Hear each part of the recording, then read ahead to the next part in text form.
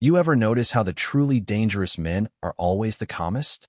The cold desert wind swept across Range 7 at Camp Ridgeline, carrying the dry rattle of gravel against steel barricades and the distant hum of helicopter rotors somewhere beyond the ridge. Cadet Ryan Mercer barely noticed any of it. His attention was locked on the old man standing 20 feet beyond the warning line, motionless beneath the faded floodlights of the sniper qualification range. "I said stop right there," Mercer barked, his voice sharp with the kind of authority that only existed when surrounded by friends and a uniform. The old man didn't answer. He stood with one hand resting on a weathered canvas rifle wrap slung over his shoulder, the olive-drab fabric faded almost gray from age. His jacket looked older than everyone on the range combined. The cuffs were frayed. The leather at the collar had cracked from decades of wear. But none of that bothered Mercer nearly as much as the man's eyes. Pale blue, steady, empty of fear. Around Mercer, the other cadets shifted uneasily. Floodlights cast long shadows across the cracked concrete firing lanes while range flags snapped violently in the evening wind. Somewhere behind them, an instructor yelled corrections over the echo of distant rifle fire, but the tension near the old man felt strangely sealed off from the rest of the base. Private, focused, like the world itself had narrowed around him. "You deaf or just stupid?" Mercer stepped closer, one hand resting on the grip of his M18 training pistol.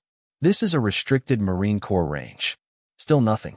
The old man's attention drifted past the cadets toward the ridgeline beyond the targets. His gaze followed the movement of the wind flags with unsettling precision, as if he were measuring something nobody else could see. Mercer felt irritation crawl into his chest. The silence made him feel small. "You think this is funny?" he snapped. "You civilians always think the rules don't apply to you." Beside him, Cadet Logan Pierce laughed nervously. Probably wandered out of some VA bus tour. A few others smirked. The old man finally moved. Slowly, calmly, he adjusted the rifle wrap on his shoulder and glanced toward the left side of the range. Not at Mercer, not at the pistol, at the range itself. Then he spoke in a gravel-low voice roughened by age and desert air. "Your safety lane's exposed." The words landed strangely flat. Mercer frowned. "What?" "Crosswind shifted 3 minutes ago," the old man said quietly. "Your backstop angle's wrong now." The cadets exchanged confused looks. Mercer scoffed loudly. "Okay, Grandpa, that's enough." In one quick motion, he drew the training pistol and pressed the barrel against the old man's temple. Several cadets inhaled sharply. The wind seemed to stop for half a second. "Now you're going to listen carefully," Mercer said. "You don't move unless I tell you." But the old man didn't flinch. Not even a blink. His breathing never changed. His eyes never left the distant range flags snapping against the darkening sky. And somehow, that terrified everyone watching far more than the pistol ever could. Logan swallowed hard. "Ryan," Mercer ignored him. Sweat prickled beneath his collar despite the cold air. The old man slowly turned his head just enough to glance at the pistol beside his temple. Then his eyes drifted back toward the horizon. Calm, measuring, like a man studying weather before a storm. "Fingers too tense," he said quietly. Mercer froze. "What?" The old man's voice remained steady as stone. "Nervous hands tell the truth faster than weapons do." The gravel crunched behind them as more cadets gathered near the firing lanes, drawn by the confrontation. Nobody laughed anymore. Even the wind sounded different now. Lower, heavier. Somewhere above the mountains, a Black Hawk helicopter rolled across the darkening sky, its rotor hum vibrating faintly through the desert air, while the old man stood perfectly still beneath the pistol pressed against his head, looking less like a frightened civilian and more like someone who had survived things far worse than a scared cadet with a weapon in his shaking hand. The silence after the old man spoke felt heavier than the desert air itself. Cadet Ryan Mercer kept the pistol raised, but the confidence that had fueled him moments earlier was beginning to leak away in slow, invisible cracks. Around him, the gathered cadets no longer looked entertained. They looked uncertain.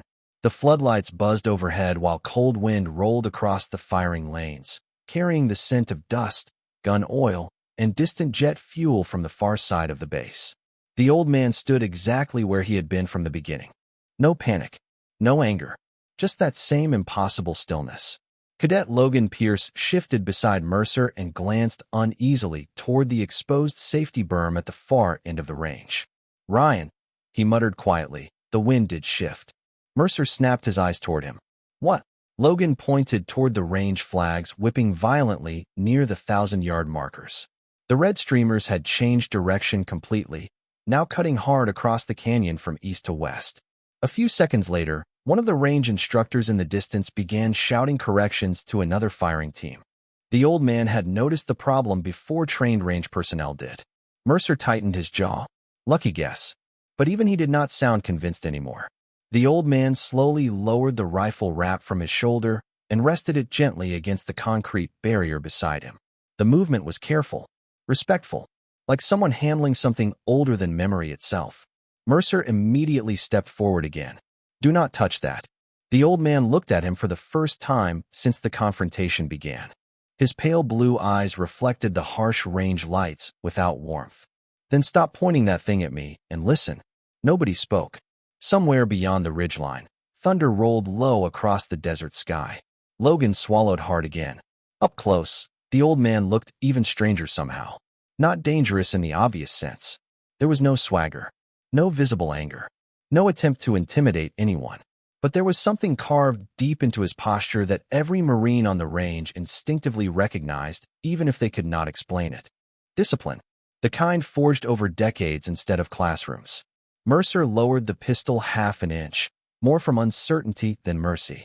"Who are you?" The old man ignored the question. His attention drifted toward the rifle wrap leaning against the barrier. "You ever spend 12 hours watching wind through a jungle canopy?" he asked quietly. Mercer frowned. "What?" "You stopped trusting noise after a while." The old man's voice remained calm. "You learned to trust movement instead." Logan stared at him. There was no performance in the words. No attempt to sound impressive. He spoke the way old men talked about weather or road maps. Matter of fact. Casual. Which somehow made it worse. One of the younger cadets near the back shifted nervously. "Maybe we should call range command." Mercer shot him a glare immediately. Nobody is calling anybody. But the edge in his voice had weakened. The old man reached into the inside pocket of his weathered olive jacket and slowly pulled out a folded paper visitor pass. The edges were soft with age and handling. Mercer snatched it from his hand. "Elias Kane," he read aloud. "Civilian contractor access?" Logan leaned closer. "That pass is old." It was very old. The date stamp had faded nearly white. The authorization signature at the bottom belonged to a command officer who had retired years earlier. Mercer scoffed loudly, relieved to feel authority returning beneath his boots. "You are walking around a live Marine Corps sniper range with expired credentials?" The old man gave a slight shrug. "Nobody stopped me." A few cadets exchanged uneasy glances. The answer should have sounded harmless. Instead, it sounded like something else entirely. Something colder. Like a man quietly stating a fact that nobody else understood yet. Mercer looked down at the old canvas rifle wrap again. "What is even inside that thing?" The old man's gaze settled on the wrapped rifle. For the first time, something shifted behind his eyes. Not fear. Not anger. Memory. Deep and distant. The wind pressed harder across the range, rattling steel targets far out in the darkness while the old Marine stood motionless beneath the floodlights, looking less like a trespasser now and more like a ghost that had somehow wandered back onto a battlefield nobody else could still see. The wind kept building across Camp Ridgeline, pushing dust in thin waves over the concrete firing lanes while the floodlights painted everything in cold white glare. Cadet Ryan Mercer stared at the old rifle wrap resting against the barrier as though it offended him personally. He needed the situation back under control. Needed the others looking at him the way they had 10 minutes earlier, instead of glancing nervously toward the silent old man standing in front of them. "Open it," Mercer ordered. Elias Kane remained still. No, the answer came flat and calm. That only made Mercer angrier. "You do not get to tell me no on a Marine Corps range." Elias tilted his head slightly toward the whipping wind flags. "And you do not get to ignore a compromised safety lane because your pride is louder than your training." A few cadets looked down immediately. Mercer heard them shifting behind him. Whispering now. The loss of control stung worse than the cold air cutting through his gloves. He stepped forward and grabbed the old canvas wrap himself. Logan Pierce moved instinctively. "Ryan, Maybe we should wait for an instructor. For what? Mercer snapped. This guy walks onto a restricted sniper range carrying an unknown rifle with expired credentials, and suddenly everybody forgets protocol. Elias watched silently as Mercer yanked the weathered rifle wrap free from the barrier. Dust rolled off the old canvas as the fabric loosened slightly near the stock beneath. Even through the wrap, the shape was unmistakable. Long barrel, heavy wood frame, old-school bolt-action silhouette. Mercer laughed under his breath. Unbelievable. He pulled the canvas down another few inches. Dark walnut wood appeared beneath the floodlights, scarred by decades of wear. The finish had faded almost black with age and oil. Deep grooves marked the stock where countless hands had carried it through places none of the cadets could imagine. This thing belongs in a museum, Mercer muttered. Logan leaned closer despite himself. There was something strange about the rifle. Not modern, not polished, but heavy with presence somehow. Like looking at an old warship still floating long after its time should have passed. One of the younger cadets pulled out his phone. Hold on, this is actually hilarious. Mercer smirked. Yeah, get this. The phone camera lifted toward Elias. Marine Corps sniper grandpa caught trespassing. A few nervous chuckles followed, but they died quickly when Elias finally moved again. Not fast, not threatening. He simply stepped closer to the rifle and rested one rough hand against the worn walnut stock. His fingers stopped over a long, jagged gouge carved deep near the receiver. The cadets noticed it immediately. Logan frowned. What happened there? Mercer scoffed. Probably dropped it climbing into a retirement home shuttle. Nobody laughed this time. Elias traced the gouge slowly with his thumb.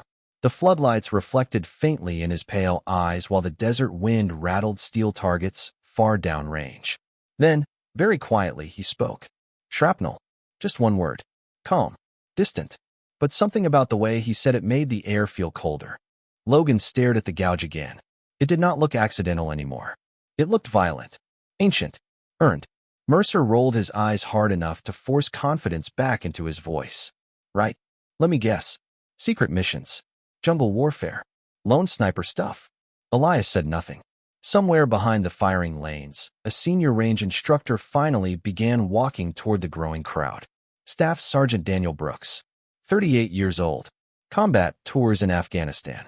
A Marine respected enough that even Mercer straightened slightly when he appeared. Brooks stopped the moment he saw the rifle. His expression changed instantly. Not confusion. Recognition. His eyes locked onto the scarred walnut stock beneath the floodlights. Then onto the faded tattoo barely visible beneath Elias Kane's jacket sleeve. A small black symbol worn pale by time. Brooks went completely still. The wind snapped hard across the range as his face slowly lost color. No way, he whispered under his breath. Mercer frowned immediately. Staff Sergeant. Brooks barely heard him.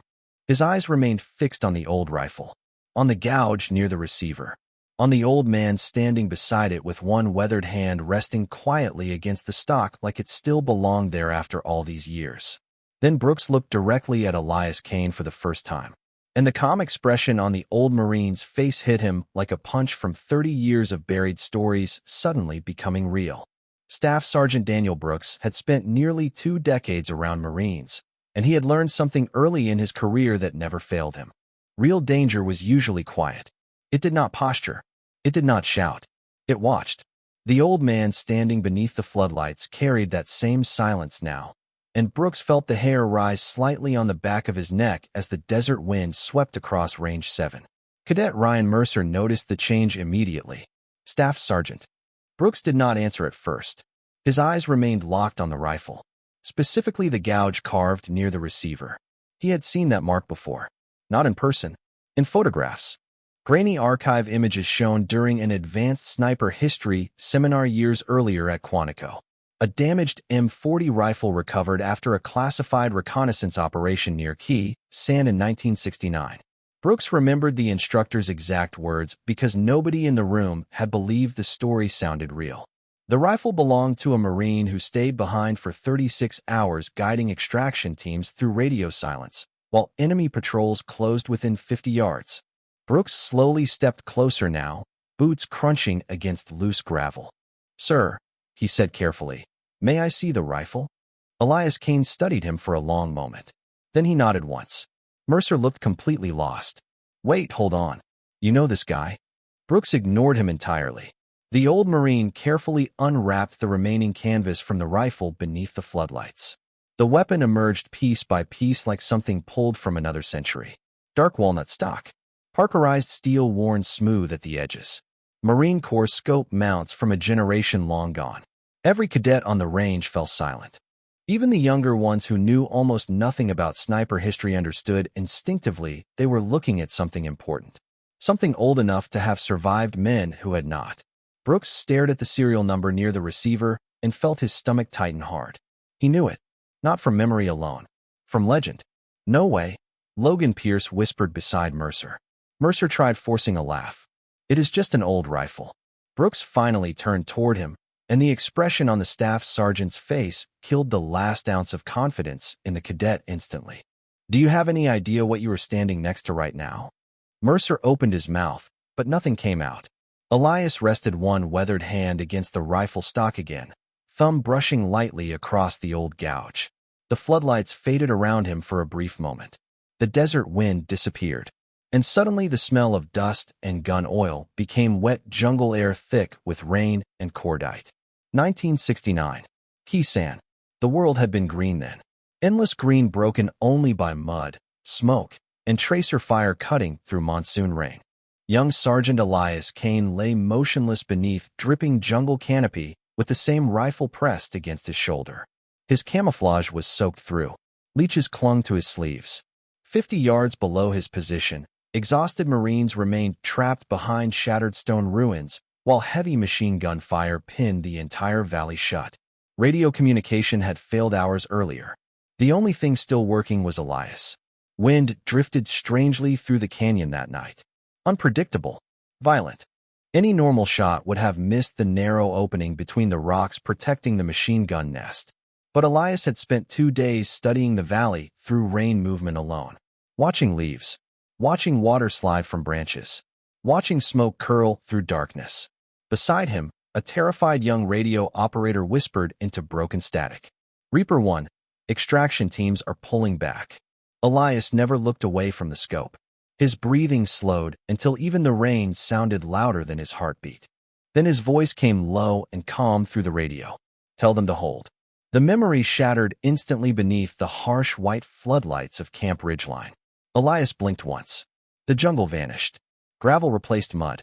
Wind flags snapped hard against steel poles again. Brooks stood frozen beside the rifle now, his face pale beneath the range lights. Dear God, he whispered quietly. You are Reaper 1. Around them, every cadet went completely still. The name hit the range harder than the desert wind. Reaper 1. Nobody spoke after Brooks said it. The floodlights buzzed overhead while steel targets swayed faintly in the distance, their chains rattling against the cold night air. Cadet Ryan Mercer stared at the old Marine beside the rifle, trying to force logic back into a situation that no longer made sense. That is not possible, he muttered. Brooks slowly turned toward him. You were not even born when Marines stopped saying that name out loud. Mercer swallowed hard. The confidence was gone from his face now. Around him, the other cadets stood motionless beneath the range lights, suddenly aware that the man they had cornered, mocked, and threatened was no longer just an old civilian wandering onto base property. He was becoming something else entirely, something larger than them. Logan Pierce looked between Brooks and Elias Kane. Who was Reaper 1? Brooks let out a slow breath through his nose, eyes still locked on the scarred M40 rifle. Marine sniper reconnaissance during Vietnam. Officially, most records do not exist. The wind rolled harder across the range, carrying dry sand over the concrete firing lanes in thin ghost-like waves. Brooks continued quietly. The story said he guided lost units out of valleys nobody survived. Said he could read crosswinds before spotters even saw movement. Mercer tried to scoff, but it came out weak. Stories. Brooks looked at him sharply. You know why legends exist in the Corps, Cadet? Mercer said nothing. Because too many Marines come back telling the exact same story. Silence settled over the group again. Elias Kane remained calm through all of it, one weathered hand resting against the old rifle stock, pale eyes fixed somewhere beyond the floodlit range like he was listening to sounds no one else could hear anymore. Logan noticed something then. The old Marine was not enjoying this. There was no pride in his face. No satisfaction. Just exhaustion. Deep and permanent. Sir, Brooks said carefully now. I thought you were dead. Elias finally looked at him. Almost was. Couple times. The answer landed with quiet weight. Brooks nodded slowly like that somehow confirmed everything. Mercer glanced nervously toward the pistol, still hanging awkwardly at his side. Suddenly it felt ridiculous. Childish. Like a toy carried into a room full of real history. One of the younger cadets lowered his phone completely. Nobody wanted to record anymore. Elias shifted slightly and looked toward the dark ridgeline beyond the targets. Wind is changing again. Brooks instinctively followed his gaze. Sure enough, the range flags had shifted direction a second time. The staff sergeant frowned immediately. Damn. Elias pointed toward the western canyon without raising his voice. Thermal drop coming off those rocks. Your shooters are going to drift low right at 800 yards. Brooks grabbed binoculars from his vest and checked the range. His expression tightened almost instantly. The mirage waves above the canyon floor were bending exactly the way Elias described. How did you see that? Logan asked quietly. Elias shrugged faintly. Spend enough years watching bullets fly, you stop trusting your eyes. You trust patterns instead. Brooks stared at him for another long second before reaching for the radio clipped to his shoulder. Mercer noticed immediately. Staff Sergeant, who are you calling? Brooks did not answer at first. His thumb hovered over the transmit button while the wind howled across the firing lanes. Then he spoke into the radio in a low, controlled voice. Range 7 to base operations. I need command verification on a civilian visitor. Priority clearance request. Static crackled back immediately. Send the name. Brooks looked directly at Elias Kane before answering. Elias Kane. There was a pause on the line, long enough that everyone noticed it. Then the operator's voice returned, quieter now. Stand by. Brooks lowered the radio slowly. The waiting felt heavier than before. Even Mercer sensed it now. Something had shifted far beyond the sniper range itself. Somewhere inside base operations, computers were waking up. Files were opening. Names were being recognized. And whatever those records contained had just made somebody very nervous. The desert wind carried the distant hum of helicopter rotors across Camp Ridgeline, while Elias Kane stood beneath the floodlights beside his scarred old rifle, calm as stone, looking less like a forgotten veteran now and more like a ghost the Marine Corps had never fully buried. Inside base operations, the atmosphere changed the moment the name finished processing through the system. Sergeant Alicia Warren sat beneath the glow of 3 monitors, halfway through logging routine range traffic when the archive database froze for nearly 2 full seconds. That never happened. She frowned and tapped the keyboard again. The screen refreshed slowly. Then her face lost color. What the hell? A red authorization banner had appeared across the top of the file. Restricted legacy access. Multiple records remained blacked out beneath layers of classification tags older than she was. But one line remained visible in stark white letters. Kane, Elias James. United States Marine Corps Force Reconnaissance. Call sign. Reaper 1. Warren straightened immediately. Around her, the steady hum of operations chatter continued under fluorescent lights while radar screens flickered against the darkened room. She opened the file further. Combat commendations scrolled down the monitor. Silver Star. Bronze Star with Valor. Presidential Unit Citation. Then another line stopped her cold. Status. Deceased presumed. Warren blinked twice. No. She grabbed the operations headset beside her station. Control. I need Lieutenant Colonel Harris immediately. Across the room, Lieutenant Colonel David Harris looked up from a logistics briefing table, irritation already forming on his face. What is it, Sergeant? Warren hesitated only a second. Sir, you need to see this. Harris walked over briskly, coffee still in hand. Then he saw the screen. The cup lowered slowly. Impossible. Warren nodded faintly. Range 7 submitted identification request. Harris leaned closer toward the monitor while fluorescent light reflected sharply across his glasses. Who made the request? Staff Sergeant Brooks, sir. Harris stared at the classified file for several seconds too long. Then his jaw tightened. Get me General Walker. Warren looked up instantly. Sir. Harris never took his eyes off the screen. Now. Back at range 7, nobody moved much anymore. The cadets remained clustered near the firing lanes while the desert wind pushed harder through the canyon.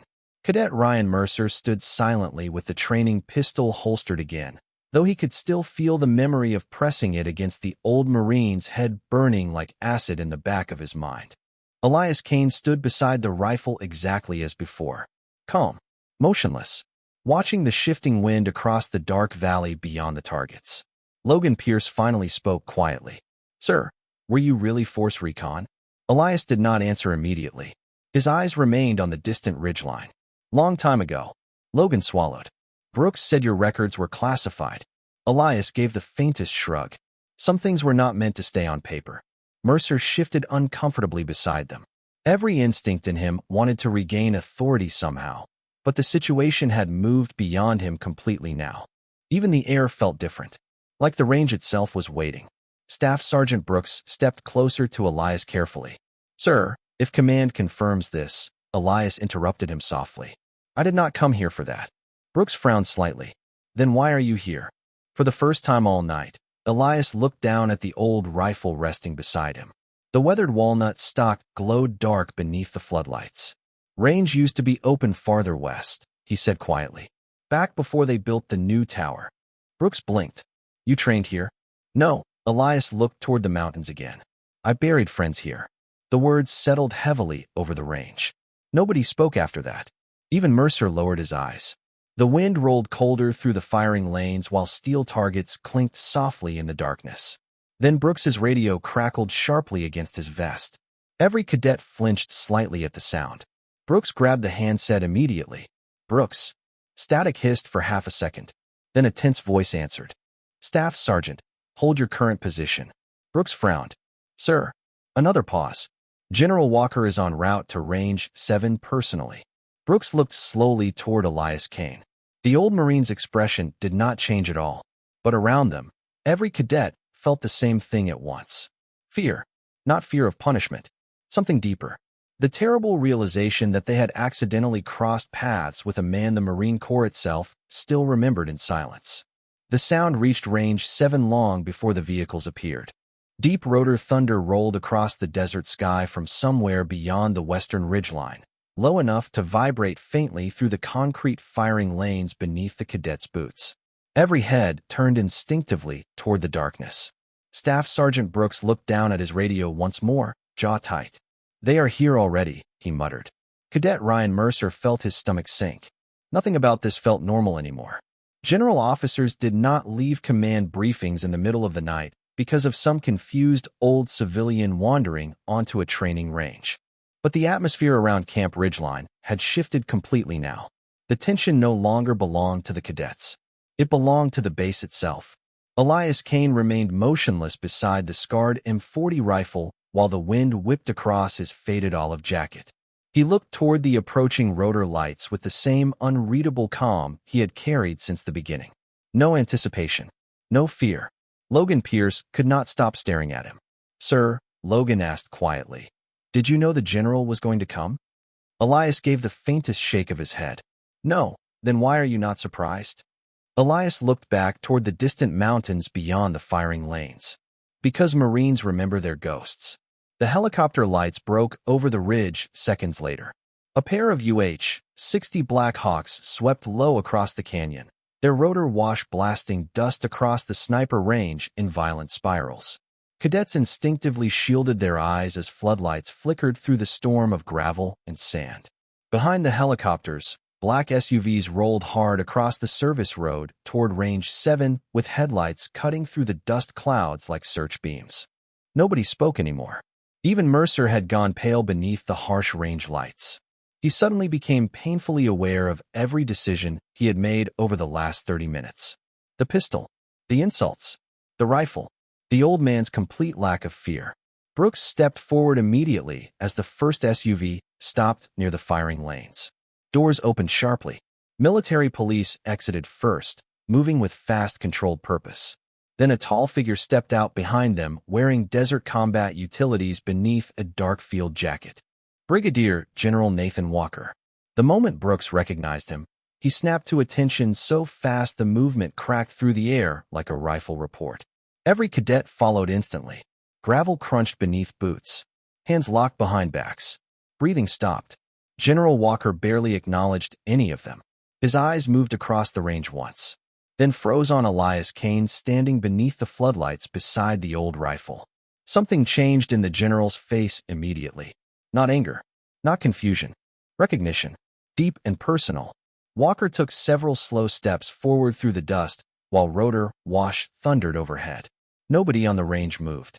Elias remained exactly where he was, pale blue eyes steady beneath the lights. The general stopped 10 feet away from him. For a long moment, neither man spoke. The wind rattled steel targets in the darkness behind them while helicopter rotors echoed across the canyon walls. Then, slowly, Brigadier General Nathan Walker raised his right hand in a perfect Marine salute. Every cadet on Range 7 felt the world stop. Brooks stared forward rigidly, but even he looked shaken now. Mercer's mouth fell slightly open before he caught himself. A United States Marine Corps general was saluting the old man they had threatened less than an hour earlier. Walker's voice finally broke the silence, low and rough with emotion held tightly under control. "Good to see you again, sir." Elias looked at him quietly for a second before returning the salute with calm precision. "You got old, Walker." A few stunned cadets blinked hard at the casual response, but the general only gave the faintest tired smile. "You disappeared." Elias lowered his hand slowly. That was the idea. The desert wind rolled hard across the range again, carrying dust around the floodlights while the Black Hawks idled behind them like shadows from another war. Then General Walker's eyes shifted past Elias toward Cadet Ryan Mercer. The warmth vanished from his expression instantly. Mercer felt cold spread through his chest before the general even spoke. "Which one of you?" Walker asked quietly. Pointed a weapon at Sergeant Kane. The question settled over Range 7 like incoming weather. Nobody moved. Rotor wash hammered across the firing lanes while the Black Hawks idled beyond the floodlights, their spinning blades throwing violent waves of dust through the cold desert night.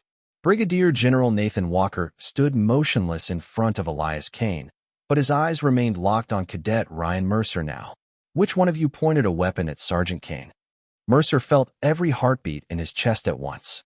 The range suddenly seemed far too quiet beneath the roar of helicopter engines. Logan Pierce glanced sideways toward him, panic rising visibly across his face. Nobody wanted to answer. General Walker took one slow step forward. "I asked a question." Mercer swallowed hard and stepped out stiffly from the line. "Sir?" "I did." Walker studied him for several long seconds. Not yelling, not threatening. Somehow that made it worse. "Training sidearm?" "Yes, sir." "Loaded?" "Simunition magazine only, sir." Walker nodded once. The general's face remained calm, but Brooks noticed something dangerous underneath it. Not rage. Disappointment. Deep and personal. Walker looked briefly toward the old Marine standing beside the scarred M40 rifle. "Did he threaten you?" Elias answered before Mercer could speak. "No." Walker's eyes narrowed slightly. "Did he provoke you physically?" "No." Mercer looked down immediately. The general turned back toward him. "Then why?" Mercer opened his mouth, but no words came out. Because there was no good answer anymore. Not after everything they had learned. Walker let the silence stretch painfully across the range before speaking again. "Do you know what separates Marines from armed civilians, Cadet?" Mercer stared forward rigidly. "Discipline, sir." "Correct." Walker's voice remained low and steady beneath the roar of helicopter rotors. "Discipline means control under uncertainty. It means respect before ego. And it means understanding that the most dangerous man in the room is usually the one who does not need to prove it." Every cadet on the line stood perfectly still now. The desert wind pushed dust across their boots while floodlights reflected sharply off brass insignia and polished belt buckles. Elias Kane remained silent through all of it. Calm, unmoved. Walker slowly approached the old rifle resting beside him. His eyes settled on the scarred walnut stock and the long gouge near the receiver. For a moment, the general looked much older than before. "I was a second lieutenant when I first heard your name," Walker said quietly. Elias gave the faintest shrug. "Most people just heard stories." Walker nodded once. Stories about a Marine who stayed behind after extraction orders because two wounded recon boys were trapped beyond the ridge. Brooks looked stunned. Even he had never heard that one. Walker continued softly. "They said command tried pulling him out 3 separate times." His eyes remained fixed on the rifle. He refused every order until both Marines made it home. The wind rolled hard across the range again. Elias looked toward the mountains in the distance. They were kids. Walker gave a faint, tired smile. One of them became my commanding officer 20 years later. That finally shattered the last illusion remaining among the cadets. Mercer felt cold spread through his chest. The old Marine standing beside them was no longer some forgotten veteran from dusty war stories. He was woven directly into the history of the Corps itself. Walker slowly turned back toward the cadet line. Every Marine on this base trains under freedoms earned by men like Sergeant Kane. His voice sharpened slightly now. And tonight, some of you forgot that respect is not tied to age, uniforms, or appearance. Nobody dared blink.